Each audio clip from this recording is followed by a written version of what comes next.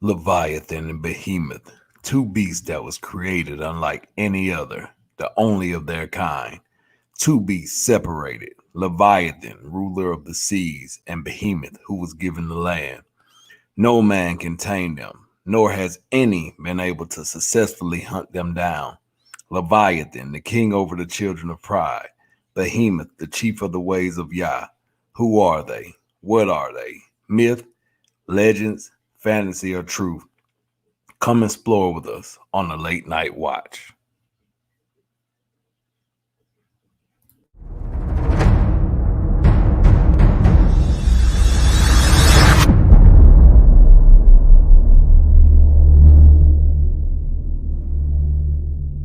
House of Rest.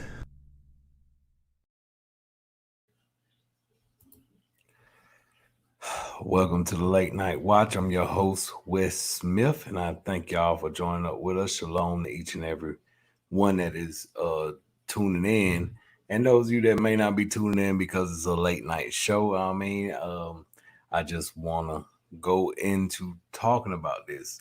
When you look at Leviathan and Behemoth, those are two creatures from scripture that just blew my mind every time I would read anything about these two. And so you find more about Leviathan in scripture than you do about Behemoth. Behemoth is only really mentioned one time, and that's in the book of Job. But tonight we will be using extra biblical scripture, which is like the book of Enoch, second Baruch, and even second Esdras, which would be fourth Esdras in your Sefer if you have it. And we will be exploring the descriptions of these animals, the things their characteristics, the things that they do, because they have been known or told to be hippopotamus. That's not correct.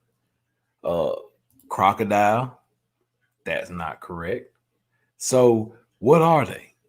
Because these two creatures are described by Yah to Job in clear description, and one is titled as a sea dragon, while the other is some form of land animal.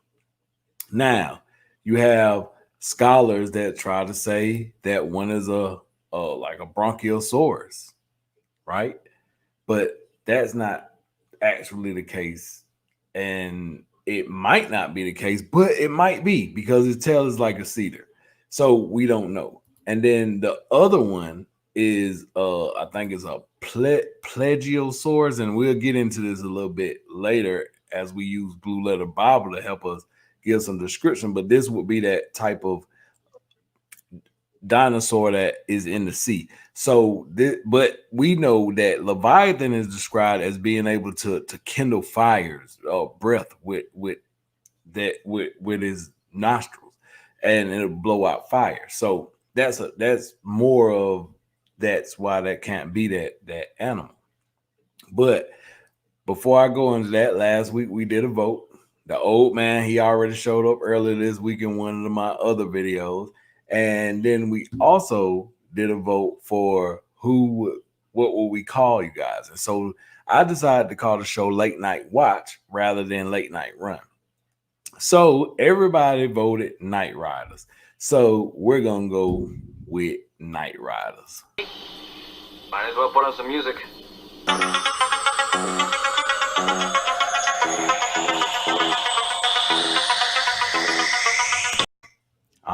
So I will be calling you Night Riders for now. But I want to dig into scripture. I want to look into this because are these two creatures, are they fantasy?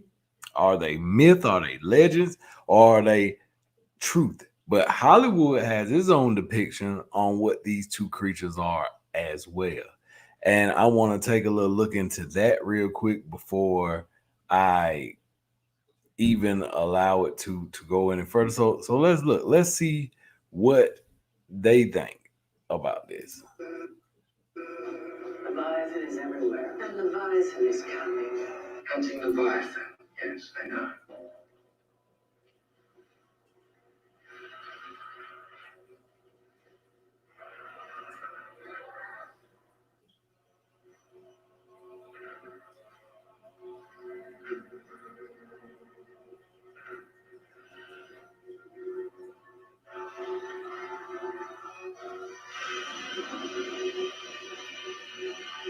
Hey,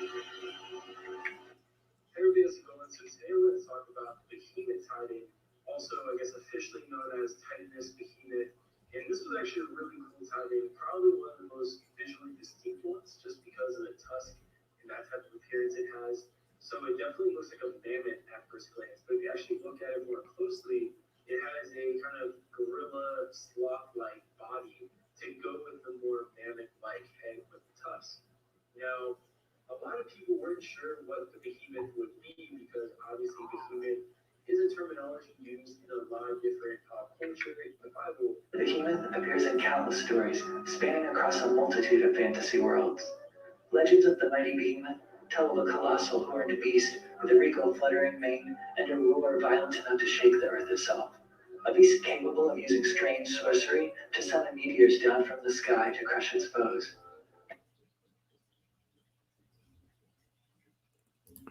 So look at there. Even you heard what the one guy said that they're described in the Bible, and then you had another guy saying that they are depicted throughout fantasy.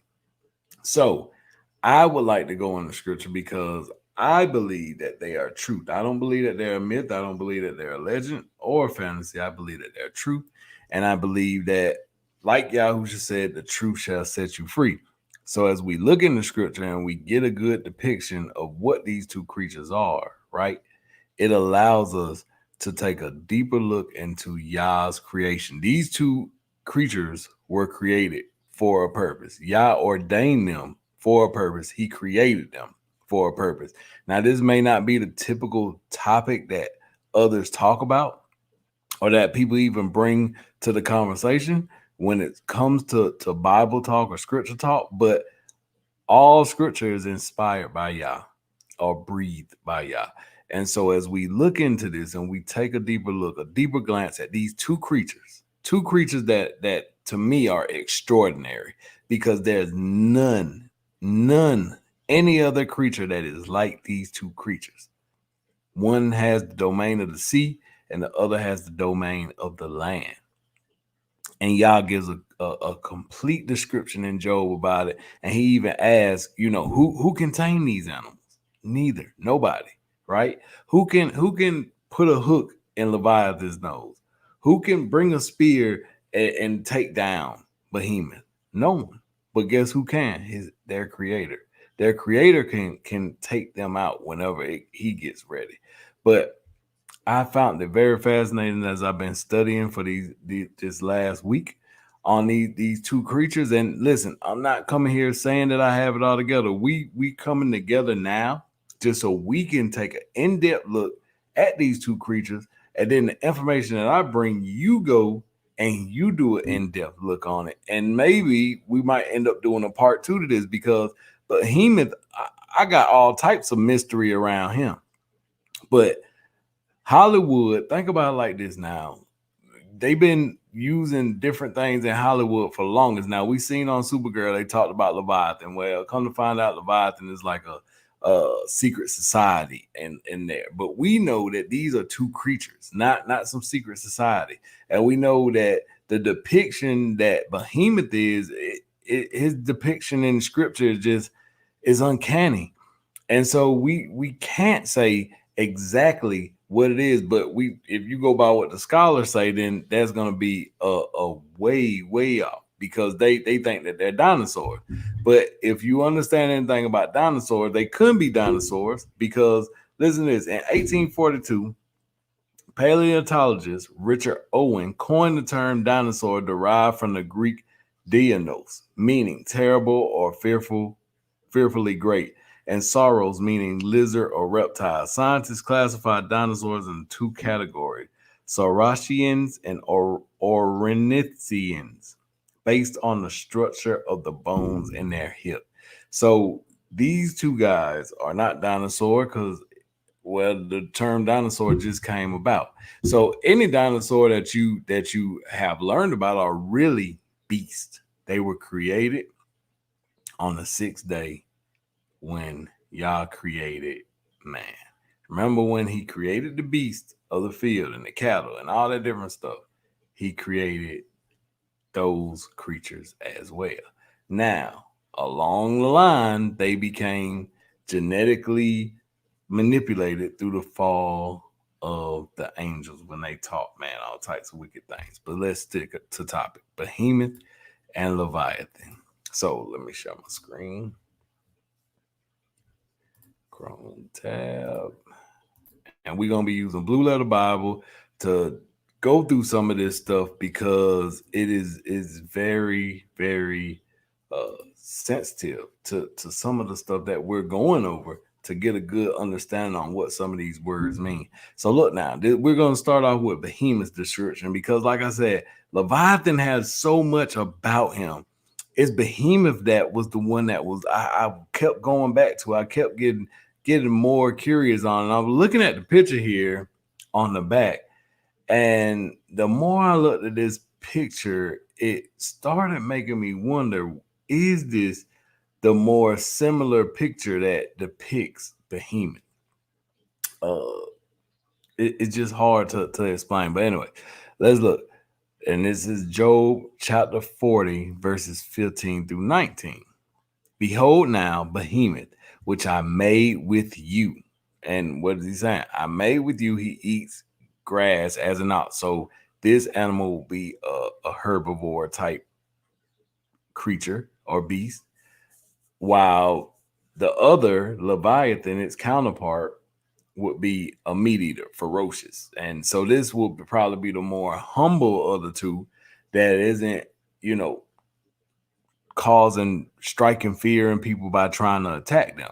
Now, Leviathan, on the other hand, he's known as the piercing serpent. And when we look at the words that represent piercing serpent, you'll get a good understanding on what that pertains to. All right. So let's look. So lo now, his strength is in his loins, and his force is in the navel of his belly. So let's go to that in Blue Letter Bible so we can get, and you won't be able to see it. I have it here, and I don't have Peter with me no more, by the way, guys. So I'll be using the Strong's guy. And so when it says there that his strength is in his loins and his force is in the navel of his belly, right? His strength is in his loins, his power, his might is in the strength of his belly. So let's look at what that next part means. The power, his might. So that's what it means when it say his strength. And in his loins, right? And that word is loins for Strong's H 4975. Mothnayan, right? And the strength, his strength is in his hips. His strength is in his hips. So that's good. Let's look. He moves his tail like a cedar. The sinews of his stones are wrapped together. The sinews of his stones are wrapped together. The sinews are like muscle, muscle, tendon, tissue. So look, brothers and sisters, his bones are as strong as, he moves his tail like a cedar. The sinews of his stones are wrapped together. And when it's talking about his stones, it's more talking about his testicles. When I looked that up, I was like, wow. Like Yah is giving a complete description. But now, it also, Strong's, if you go back to the root word, 6344, pachad. So it's talking about his thigh, but the root word of that word would be his testicles, which would mean pachad. But then it also means that it could be the force of his, or the sinews of his stones are wrapped together. Now, when you go back and you look deeper, that word becomes terror or dread. Terror or dread. To be in awe, to fear, to tremble, to revere, right? So if you go all the way back to the primitive root, that word pakad means to be in awe, dread, tremble to fear, where it talks about his stones are wrapped together, right? And think about it, where you hear people say you got to have big cojones, and so therefore this guy, he got a set on him, and he's not running from anybody. In other words, now look, his bones are as strong pieces of brass. His bones are like bars of iron. So if you know that this type of metal is very hard to destroy or just called to tear up, because if you think about it, what were many people using when they were using brass really as shields and armor and to make a coat of nails with? It would be iron. So this is what they would put on whenever they were going to war. So he's describing his bones as strong as pieces of brass. His bones are like bars of iron. Then look at it here. It say he is the chief of the ways of El. So now he's total opposite of Leviathan. He's nothing like Leviathan. Leviathan is known as the king over the children of pride, while he's known as the chief, right? The chief of the ways of God, or the best choice part, right? The best choice part, which that word will be right. Psalms H 72:25. Reshith. Look at that, Reshith. Second entry. And then you got Roche, which also Roche, which would be the head, the top, the summit, the upper part, right? Chief, total sum. So it goes back to what that was saying. The chief of the ways of Yah, right? He that made him can make his sword to approach him. So in other words, Yah is the only one that can approach him. No man can approach him. No man can harm him. No man can hurt him. Let's look at the second part. Behemoth's second description. Surely the mountains bring him forth food, where all the beasts of the field play. Now, we know that it's not talking about food like as animals. It's talking about the food on the like the grass on the mountainside. He could eat the grass of a whole mountain. Think about that. He lies under the shady trees in the covert of the reed and fens. The shady trees cover him with their shadow. The willows of the brook compass him about. Behold, he drinks up a river and hastens not. He could drink up a whole river without having to stop. He trusts that he can draw up the Jordan into his mouth. He takes it with his eyes. His nose pierces through snares. Wow. So it sounds like with this guy, his nose is kind of like a pointy type nose, like a kind of like if you think about how a snapping turtle's nose is shaped, like it said that it pierces through. And that's why I said that depiction that we look at right here behind this picture is, and look at it up here, it seems more of the depiction of what he would be instead of that depiction as a bronchiosaurus. So that's something that kind of stood out to me, and I thought, wow, these two creatures are very amazing, because when you look at what is being explained here, now Job is actually being given a lesson, but Yah is also giving us a description of two creatures that were created when man was created, but they have their own like origin. They have their own little story. And man, what other way is there but then to look at, but look at here. So when I looked up that word for pierce, right? Let me go back down here. Where I looked up that word for pierces through snares. That word is to bore through, to prick off, to perforate. And that word is 344. Nakav. Now, guess what that word also means? It means to curse or to blaspheme.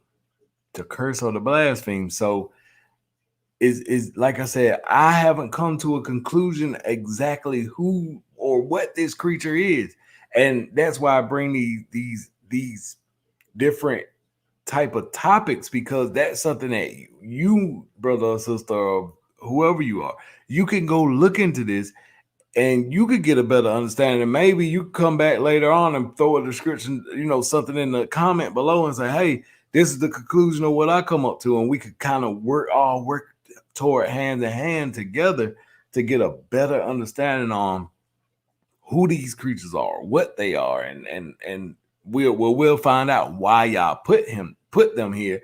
But why is it that out of all the time in existence here, on Earth, no man, well, we can't say that no man has actually come across them, because there may have been times where people come across them and it's hidden, just like everything else.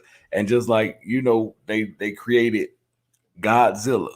Now, think about it. Godzilla is a sea dragon that comes out at certain times to, fight on behalf of mankind, supposedly. But he put fear in the hearts of others. And then you saw Behemoth coming to him and bowing down.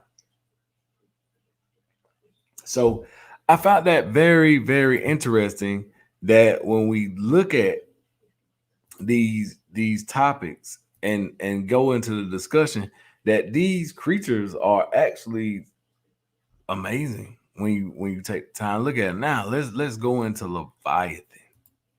Let's go into Leviathan. All right, Leviathan's description. His scales are his pride. His scales are his pride, shut up together as with a close seal.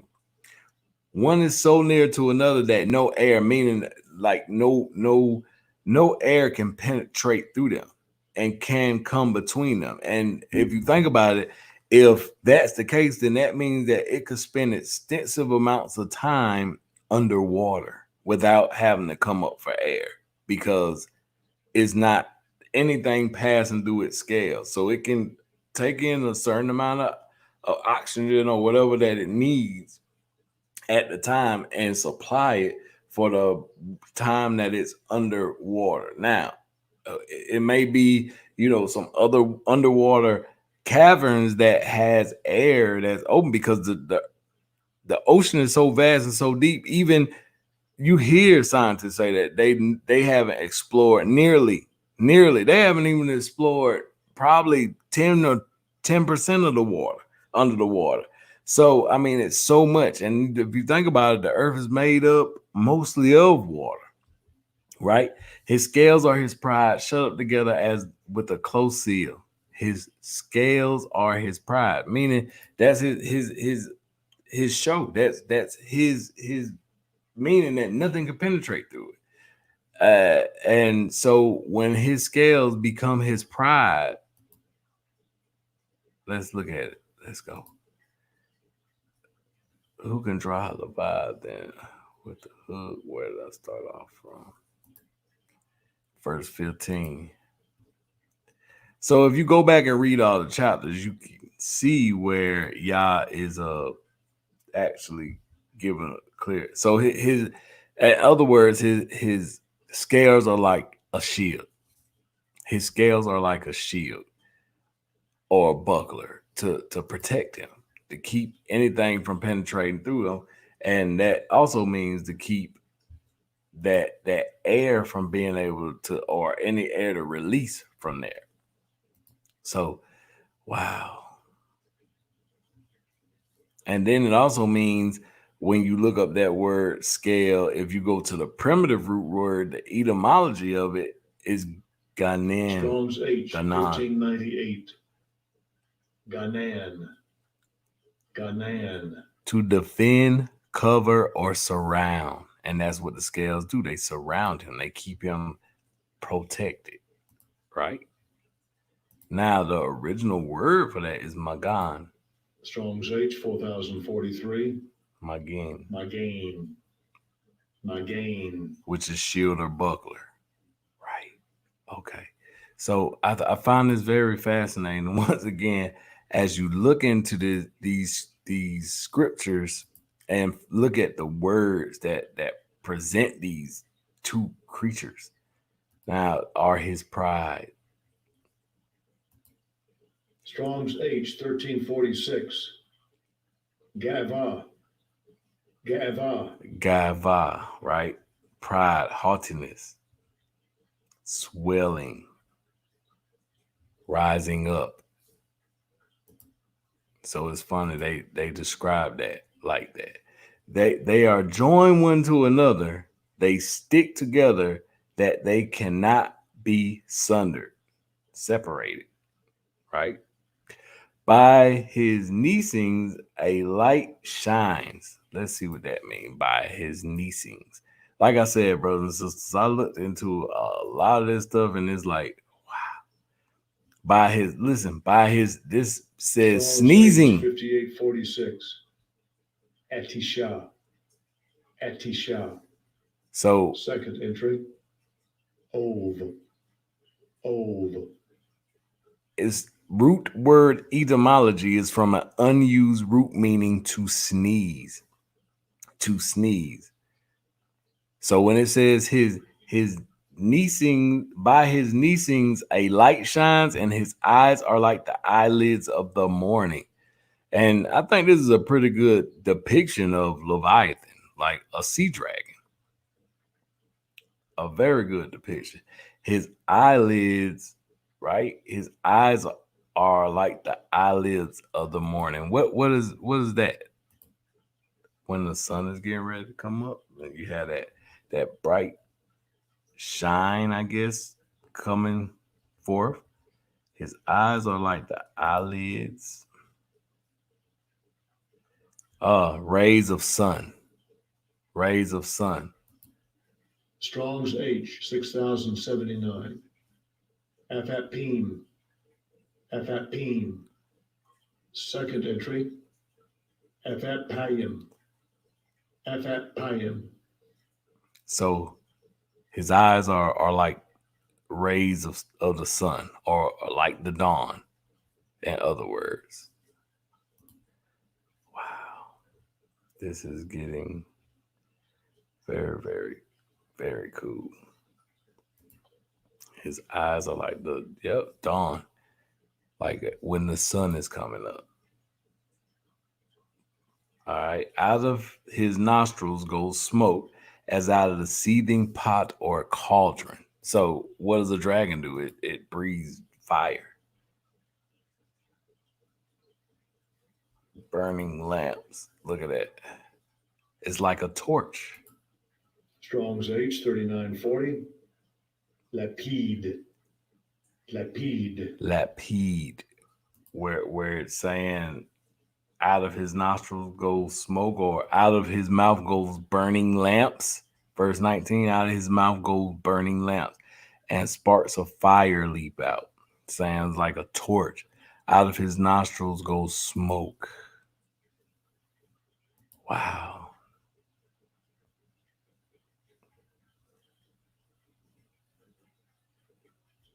Out of his nostrils goeth the smoke. Ashan. That's the word for smoke. Strong's H 6227. Ashan.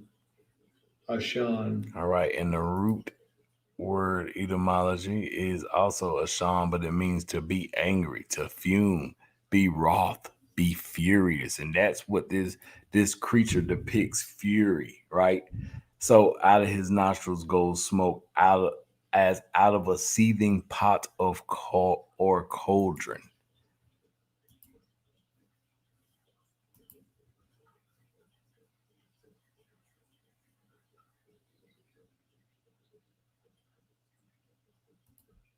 A seething.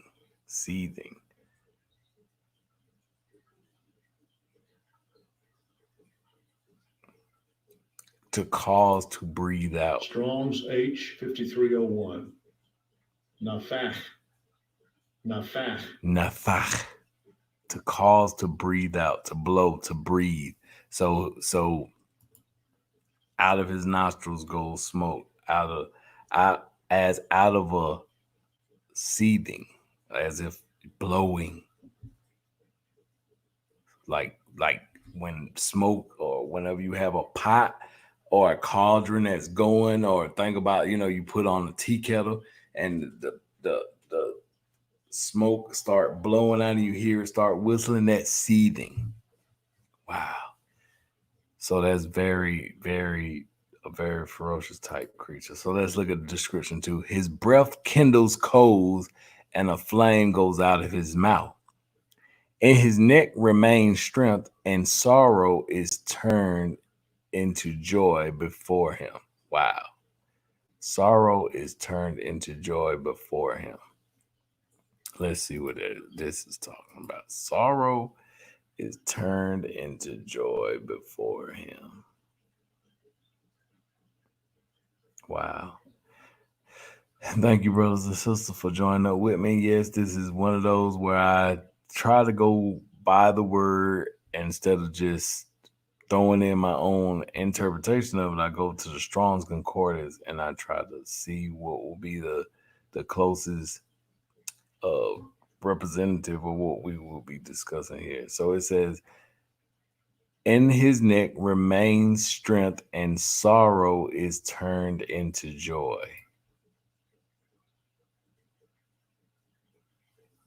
Sorrow is turned into joy. Wow.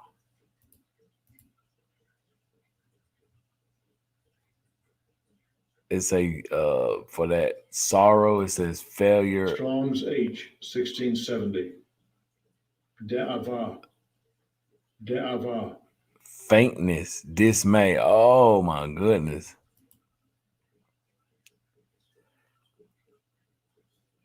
In his neck remains strength, and sorrow is turned into joy before him. The flakes of his flesh are joined together. They are firm in themselves, they cannot be moved. His heart is as firm as a stone, yea, as hard as a piece of the nether millstone. Wow. When he raises up himself, the mighty are afraid. Mighty men are afraid, they run. By reason of breakings, they purify themselves. Now, listen, I did do a study on this. And so, what it's saying, by reason of breakings, they purify themselves, they use the bathroom on themselves. That's what that breakings, by reason of breakings, they purify themselves. That, all the waste is being removed from them. You ever heard, I'm going on a cleanse? So, in other words, that's what they're saying there in scripture, that it says that they purify themselves, it's saying that they basically use the bathroom on themselves.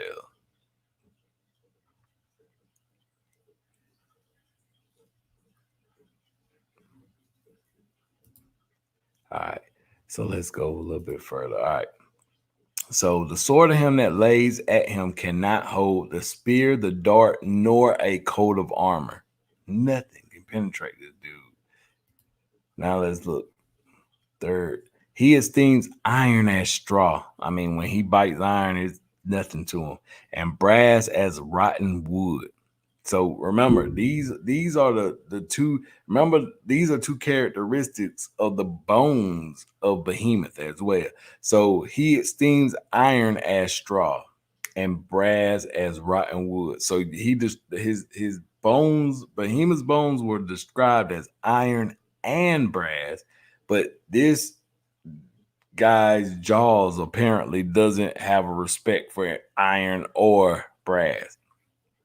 Then it turns around and say, the arrow cannot make him flee. Sling stones are turned with him into stubble. Darts are counted as stubble. He laughs at the shaking of a spear. Sharp stones are under him. He spreads sharp pointed things upon the mire. He makes the deep to boil like a pot. He makes the sea like a pot of ointment. Wow. Let's see what that means. He makes the deep to boil.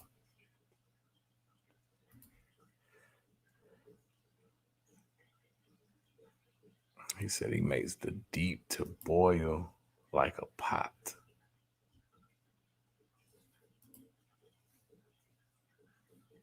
One. Night Rider with me, huh? So to cause to boil. In other words, let's look at the word. Strong's H 7570.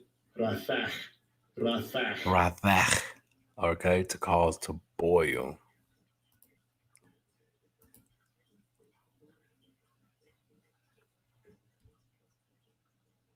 Well, that's what it says, to boil. Okay, to boil like a pot. He maketh the sea like that's what I want to see, a pot of ointment.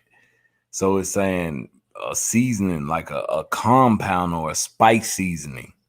That's what he makes the water as. And if you think about it, most likely he's Strong's in H salt water. 4841. Merkacha. Merkacha. Marakaha. Spice, perfume, aromatic. So in other words, he Strong's H 4840. Merkach. Merkach.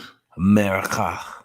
So he makes the underwaters to have a sweet scent. In other words, let's look at the root, the primitive root word. Strong's H 7543. Drakach. Drakach. In other words, it's like the waters become mixed, like a compound. Okay, so this guy has some very interesting features that he carries. So let's look at verse 32. He makes a path to shine after him. One would think the deep to be hoary. Wow. Now, Yah is giving us a description because only he can talk about the depths of the sea that way. And so he said, he maketh a path to shine after him. One would think the deep to be hoary. Let's look what that to be hoary means.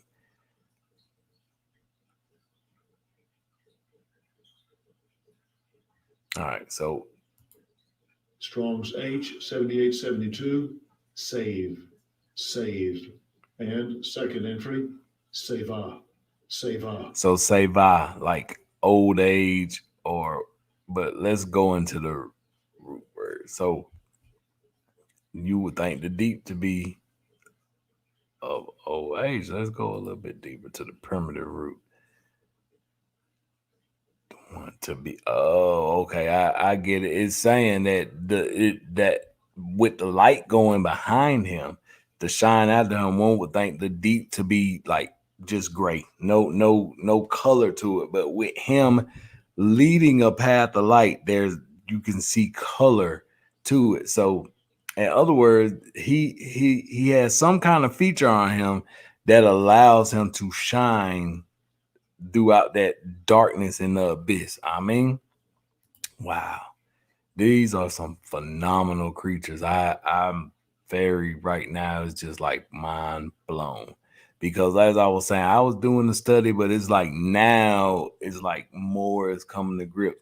And how could people think that he's a crocodile when it says that he's in the depths of the sea? So how can somebody think him to be this?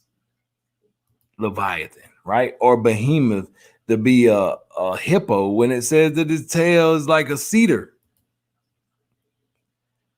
I don't know, but I think is the fact that they can't come up with anything, and so in their mind is like, well, therefore it hasn't been seen, so it's not real. No, that's not the case. We can't never discount what Yah is bringing to us. Let's look. Leviathan has one more description. It said, upon the earth there is none like his. There is not like his like. None like his like. Who is made without fear. Like this dude don't have no fear. He beholds all high things. He is a king over all the children of pride. Whoa.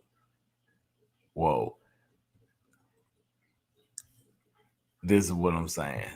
These two creatures have some very, very unique things about them that Yah only can give a description on. Now, let's look at line upon line. We're going to use biblical canon first.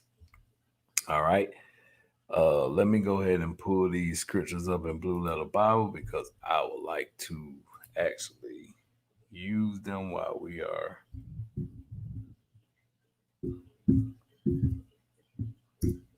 I would like to follow that description next. So first, let's look at Isaiah 27:1. In that day, Yahuwah with his sword and great and strong sword shall punish Leviathan, the piercing serpent, even Leviathan, that crooked serpent, and he shall slay the dragon that is in the sea. So there go a clear description. This is a dragon, brothers and sisters.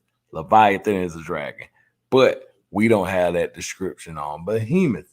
Now, I think upon more study into Behemoth, I think we'll get a good understanding. I don't think that tonight it will be revealed. Tonight, what we're trying to look at is if these are, in fact, creatures that are here, not were here, but are here on this earth and going to be revealed at a certain time ordained by Yah.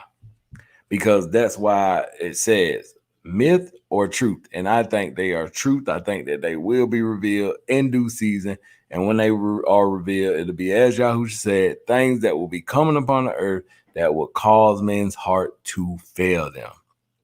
And I believe these two beasts play a role in that. All right. So let's look at what it says on Isaiah 27. In that day, Yahuwah with his sword and great and strong sword. So let's look at what more description. So he said, and he shall punish Leviathan, the piercing. What is the piercing? Barakah. Strong's H 1281. Bariach. Bariach. So that word means fleeing, right? Or to chase. So in other words, he's like he's the one that causes or he's causing chase and caught. So you ever heard man, there's like like when it says that you piercing or pierced your heart. And it might, depending on how it go, you might have been pierced to the heart that it scared you to death or something like that. So he'll chase you away, drive you away, put you to flight, right? So that piercing serpent that'll in other words, put you to flight.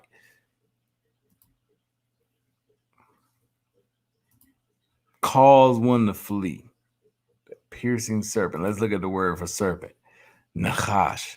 This is the same word used for the serpent in the garden, right? And so that word nakash means, now look at that. One of the words is fleeing serpent, and then it said mythological, like quasi-codal, in other words. And then look, this word also means to practice divination, to observe signs, to learn by experience. And it also means omens. And so I believe when Yah reveals these two creatures, that's gonna be an omen that the sign of the end is near. The sign of the end is near. Now, there's gonna be many other signs that come along with that, and I think they play a part in that. And it also means a whisper or a magic spell. Wow. And isn't that what now that we look at it, isn't that what the serpent did in the garden with Eve? He whispered and spoke a magic spell over her and put her in a trance and led her into believing that it was okay to eat that fruit.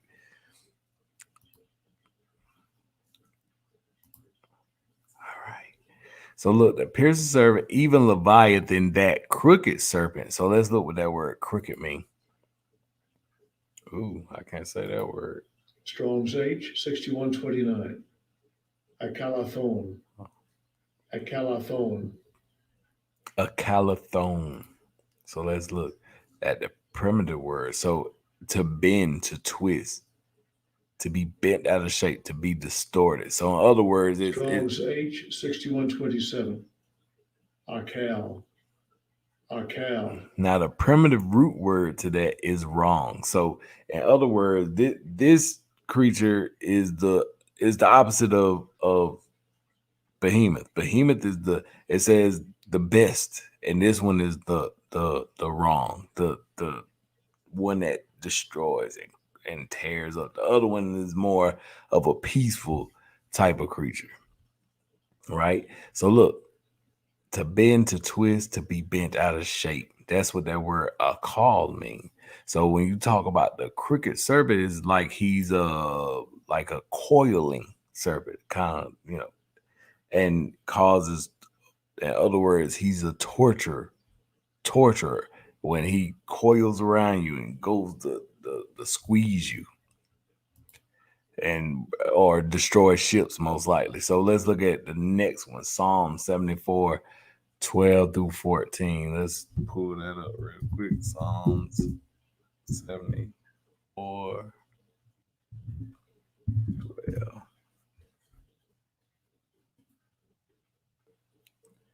All right, let's read that. For Elohim is my king of old, working salvation in the midst of the earth. You did divide the sea by your strength. You broke the heads of the dragons in the waters. You broke the heads of Leviathan in pieces and gave him, listen to this, y'all, gave him to be meat to the people inhabiting the wilderness. Now, I want you to remember this because we're going to read an extra biblical scripture where it talks about Leviathan and Behemoth becoming food for those in the last days, that the righteous, right? And that may be hard to believe, but that's what this just said, that he broke the heads of Leviathan in pieces and gave him to be meat. Let's look what that word meat means. Gave him to be meat. Ma'akal. Strong's H 3978. Na'achal. Nope. Na'achal. Ma'achal. Look, to be food, fruit, or meat. So when you heard Yahusha say that they were going to meet or to sit down to meet, they were talking about to eat food. It didn't actually mean that it was meat. Let's look at the primitive root word, the root etymology of that. So it'll be achal. Achal. Strong's H 398. Achal. Achal. Achal. Okay. To eat, devour, burn up, or feed. To eat, devour, consume. So he's saying that we will consume Leviathan. All right. So now let's look at Psalms 104. Psalms 104.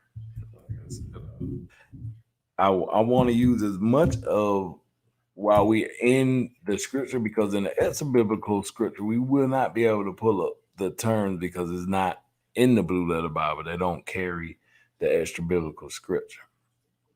All right, so let's look where I start from. Psalm 104, 24 through 27. All right, so let's read. O Yahuwah, how manifold are your works, and wisdom have you made them all. The earth is full of your riches, so is this great and wide sea, wherein are things creeping innumerable, both small and great beasts. There go the ships, there is that Leviathan, whom you have made to play therein. These wait all upon you, that you may give them their meat in due season. There we go again. Their meat in due season. You see that? So let's double check and make sure that this is also referring to the same thing that we just read in Psalm 74, 12. Now, you won't read about this anywhere else except here. These couple of places where you find out about Leviathan, and there's only one place that you find out about Behemoth. Yep. but it's a different. The word is a little different. Strong's H 400. Ochel. Ochel. Now the other one was akel, right? And this one is okel, but it also means food supply, or meal or dinner, and also it says cereal. And it goes back to the root word. The primitive root word is that word that we just read. Strong's H 398. Achal. Achal. So look at there. The primitive root word, or the root word etymology, is the same, goes back to what we just read in Psalm 74. So either way it go, he said that this creature would be given for meat in due season. Now, let's see if that lines up, if extra biblical scripture lines up with this biblical canon. Because now, don't think just because it's canon that other scripture that was found in the Red Sea Scrolls are discounted, because the first century church used the book of Enoch, second Esdras, and even second Baruch. And you even heard Messiah quote from some of this stuff. You even heard Jude quote from this stuff. Peter quoted from some of this stuff. I mean, on and on, you hear these scriptures, but just giving their own spin through these different apostles and even the Messiah. So let's look. Line upon line, extra biblical scripture, right? In that day shall be distributed two monsters, a female monster whose name is Leviathan, dwelling in the depths of the sea. So that goes hand in hand. Now, just like when you read scripture, right? When you read regular scripture, like, let's talk about this real quick, because it just said that Leviathan was a female, but and another one of those biblical scriptures, it said that it was a he. So let's talk about this real quick, because in Matthew, it's two. Remember, in Matthew, it's two demoniacs that meet him coming out of the when he go to the land of the Gergesenes. But in Mark, it's only described as one demoniac. So let's not try to say, well, this extra biblical scripture ain't tying up with this, because if that's the case, it happens throughout the canon as well. And what is canon? Canon is something that was thrown in there by the Romans. It's a Roman construct that was thrown in there to say, hey, these books can go, these books can't. So it's really Roman law. So when it really comes down to it, we apply the Torah of Yah, the instruction of Yah, and we use the wisdom that he has given us to be able to discern these books. So you take the time and you study them for yourself, and you ask yourself, but it lines completely up with scripture. So it says that Leviathan dwelling in the depths of the sea, and this is the book of Enoch, chapter 59, verse 7 through 8. And a male monster whose name is Behemoth, which possesses on his breast the invisible wilderness. So sounds like this creature is hidden somewhere in plain sight that we can't see him. He's given the invisible wilderness. Now, what is an invisible wilderness? Think about it. It's probably the desert, because the desert is still a form of wilderness. When we think of wilderness, it don't always mean that is a wilderness is pretty much a place of desolation. So think about a place that nobody. These are two places. The invisible wilderness will be the desert, right? And then the depths of the sea. The sea is I mean, that's what the desert is. It ain't nothing but a sea of sand. And so he was given that part, while Leviathan was given the other part. All right, let's look at this. Let's look at this in fourth Esdras, chapter 6, verse 49 through 52. Then did you ordain two living creatures, the one you call Behemoth and the other Leviathan, and did separate the one from the other. For the seventh part, namely, there the water was gathered together. So in other words, 70% of the earth is made up of water, and a third of it is made up of the earth. Or the other 30% is made up of the earth. So 7 part, namely, where the water was gathered together, might not hold them both. Unto Behemoth you gave one part, which was dried up the third day, that he should dwell in the same part wherein are 1,000 hills. But unto Leviathan you gave the seventh part, namely the moist, and have kept him to be devoured, of whom you will and when. Look at that. Even that said that he will be devoured. You have kept him. So Leviathan is still here, brothers and sisters, somewhere in the depths of the sea. Think about that. Let's look. And we train coming into a station. We're about to toot that horn. And just real quick, brothers and sisters, if you on there, I ask that you help this channel. Subscribe to House of Rest if you're new to this channel, please. And please hit that like button. Hit that like button so that we can generate more of this content and get it out to more people. So I ask that you subscribe to the channel and hit that like button.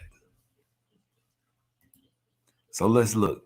And Behemoth shall be revealed from his place, and Leviathan shall ascend from the sea. Those two great monsters which I created on the 5th day of creation, and shall have kept until that time, and then shall they be for food for all that are left. So they're going to be for both of them will be for food, right? Wow. Both of them will be for food. And that's the third time in scripture that we read, fourth time in scripture that we read, and it was 2 times in the canon, and now you got 2 times in the extra biblical scripture, right? So now look what it said, and shall have been kept until the time, and then they shall be for food for all that are left. Now let's go into Enoch chapter 59 verse 12. And the angel of peace who was with me said, these 2 monsters are by the power of Elohim prepared to become food. That's the 3rd time in extra biblical scripture. So 5 times in all. So you got 5 different witnesses telling you. In other words, it's more like 4 different witnesses. But you have different witnesses telling you that these will be food for the last days, that the punishment of Elohim may not be in vain.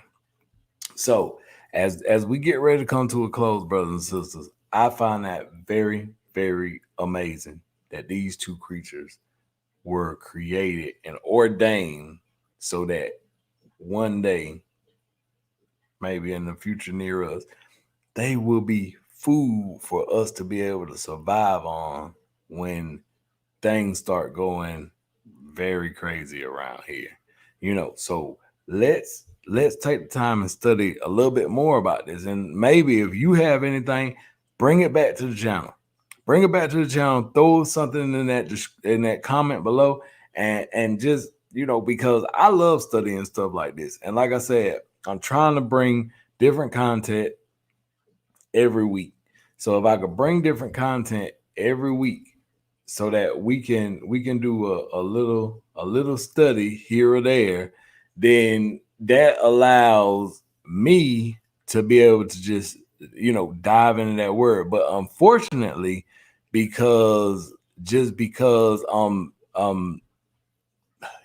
doing 2 different shows, I can't just do completely solely 100% focus on just the one topic. So I got to kind of spread my time out so that I can do it. Now, if need be, I can push, instead of doing the show every week, I can kind of space it out and do it every 2 weeks, so I can do a more in-depth study on these different topics. So that way we can get a little bit deeper into it. But I really have started doing this show so that we, as brothers and sisters in the walk, can come together. We talk about things that isn't really discussed in the church. We talk about things that isn't really talked about in the church, and we just go over it. And it's up to you, brother or sister, to go and take a more in-depth look at it, just like I have to take an in-depth look at it, you know. And so on the next, let me kill this screen. On the next night watch, late night watch, we will be actually, most likely, this is what I'm gonna be focusing on anyway. We will be talking about this. Oh yeah, the UFO alien deception and how they are the demons. Yes, I think that will be awesome. I already have been doing studies on this, and we will be using the book of Enoch for that. We will be using the book of Yasher, the book of Genesis, and maybe some more extra biblical scripture to go along with that. But we'll also use the book of Jude, the book of Second Peter. We're gonna go into this. So we're gonna look at these different scriptures and do a little in-depth study on the deception of UFOs and aliens and how they are the demons.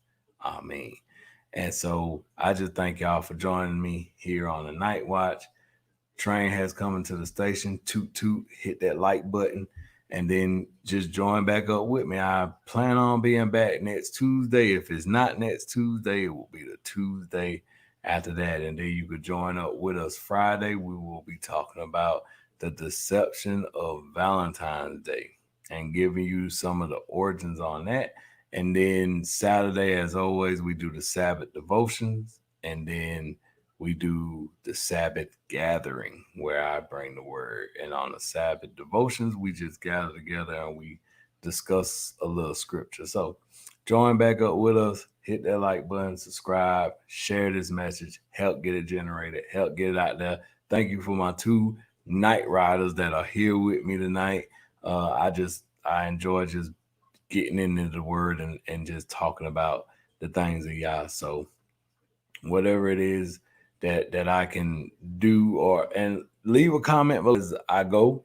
But if there's something specific that you would like to hear about, throw it down there. Come back. And please, when we get done with the videos, comment below.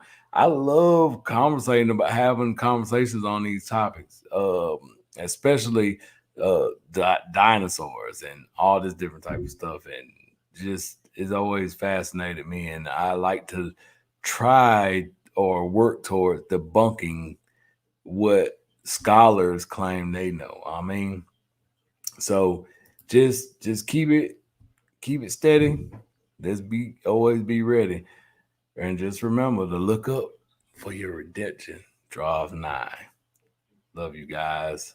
Always remember to say thank you, Yahusha. Talk to you later.